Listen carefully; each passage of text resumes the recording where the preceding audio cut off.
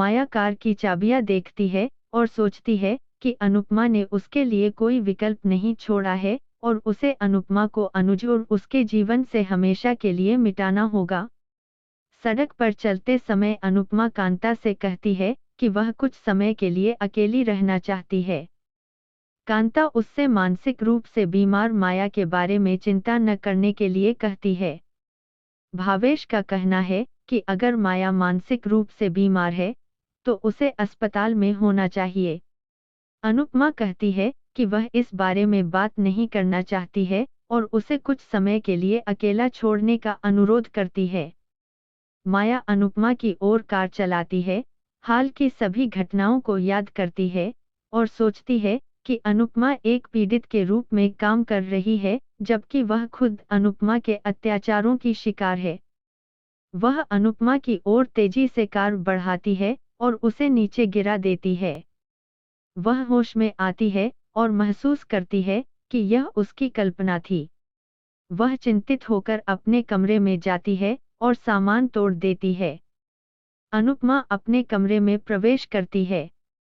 अंकुश अनुज से पूछता है कि उसने अनुपमा को माया के कमरे में प्रवेश करने से क्यों नहीं रोका और कांता से पूछता है कि वह अनुपमा को यहाँ वापस क्यों ले आई। कांता कहती है कि अनुपमा ने उसकी बात नहीं सुनी।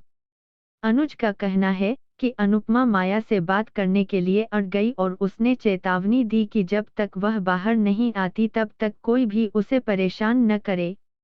बरखा बड़बड़ाती है कि वह इस नाटक से बीमार और थक गई है। अधिक का कहना है कि वह भी है। बरखा पूछती है कि उसकी पत्नी कहाँ है। अधिक का कहना है कि वह अपने कमरे में रो रही होगी। बरखा उससे उसके पास जाने और उसे शांत करने के लिए कहती है। अधिक ने मना कर दिया। अनुपमा माया का कमरा साफ करती है। माया चिल्लाती है कि वह यहाँ क्यों आई है, जब उसे यहाँ कोई पसंद नहीं है तो उसे इस घर से बाहर निकल जाना चाहिए। अनुपमा उसका हाथ पकड़ती है और कहती है कि वह उससे बात करना चाहती है, उसे बैठाती है और उसे भगवान की मूर्ति देती है। माया शांत हो गई। अनुज कहता है कि वह अब और इंतजार नहीं कर सकता और अनुपमा को देखने जा रहा है। भावेश उसे रोकता है और कहता है कि अगर अनुपमा माया से बात करने गई है तो उसने कुछ अच्छा ही सोचा होगा। कांता कहती है कि अनुपमा को उसकी मदद की जरूरत नहीं है और अगर उसे अनुपमा की मदद करनी थी तो उसे ऐसा नहीं होने देना चाहिए था। किंजल ने शाह को बताया कि पाखी लगातार रो रही है और बताया कि अनुपमा माया से बात करने गई थी। शाह अनुपमा के लिए अपनी चिंता दिखाते हैं। डिम्पी सोचती है कि किंजल हमेशा इतनी शांत कैसे रह सकती है। वह समर के साथ डांस अकादमी और फिर कहीं जाने वाली थी, लेकिन अनुपमा के कभी न खत्म होने वाले नाटक ने इसे बर्बाद कर दिया। अनुपमा के अमेरिका जाने के बाद ही वह अपने बारे में सोच सकती है। वनराज का कहना है कि माया द्वारा उसके बैग बाहर फेंकने और उसे अपमानित करने के बाद अनुपमा को दोबारा वहां नहीं जाना चाहिए था। लीला को उम्मीद है कि माया अब अनुपमा को नुकसान नहीं पहुंचाएगी। अनुपमा माया से कहती है कि मन में क्रोध और हथेली पर आग दोनों उन्हें जला देती है। वह और अनुज कोई साजिश नहीं कर रहे हैं, वे एक दूसरे से प्यार करते हैं और जब भी चाहें खुलकर साथ रहेंगे। वे पति पत्नी हैं और यह उनका अधिकार है। साथ रहो और उन्हें कोई नहीं रोक सकता।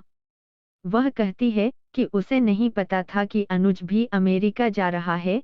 अनुज 7 जन्मों के लिए केवल उसका है और उसे उससे कोई नहीं छीन सकता। उसने अपनी बेटी अनु के लिए अपना अधिकार छोड़ दिया। उसने अपने प्यार का बलिदान दिया है, लेकिन प्यार करना बंद नहीं किया है।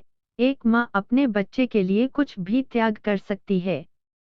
वह आगे कहती है कि माया ने कभी भी अनुज से प्यार नहीं किया, बल्कि वह उसे उससे छीनने की जिद पर अड़ी थी। उसने अपनी बेटी की खातिर माया को नाटक करने दिया। उसे अनुज के लिए खेद है, जिसे माता पिता को खोना, मुक्कू की गलत व्यक्ति से शादी करना, उससे अलग होना, माया की बकवास को सहन करना और सबसे बढ़कर सभी द्वारा दोषी ठहराया जाना।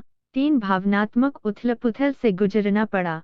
सहनशीलता की एक सीमा होती है और एक बार वह टूट गया तो फिर सामान्य नहीं हो पाएगा। वह अपने लंबे भाषण को जारी रखते हुए बताती है कि कैसे छोटी अनु अपनी जैविक मां के कारण पीड़ित है, कैसे छोटी अनु भगवान से अपने माता-पिता को भेजने के लिए प्रार्थना कर रही थी और जब उसे मां मिली, तो उसकी मां ने उसे इतना डरा दिया कि वह अपनी मां के पास जाने से भी डरती है, आदि, आदि, और अंत में कहती है कि बहुत देर होने से पहले माया को स्थिति को संभालना होगा। माया को छोटी अनु का डरा हुआ चेहरा याद आता है।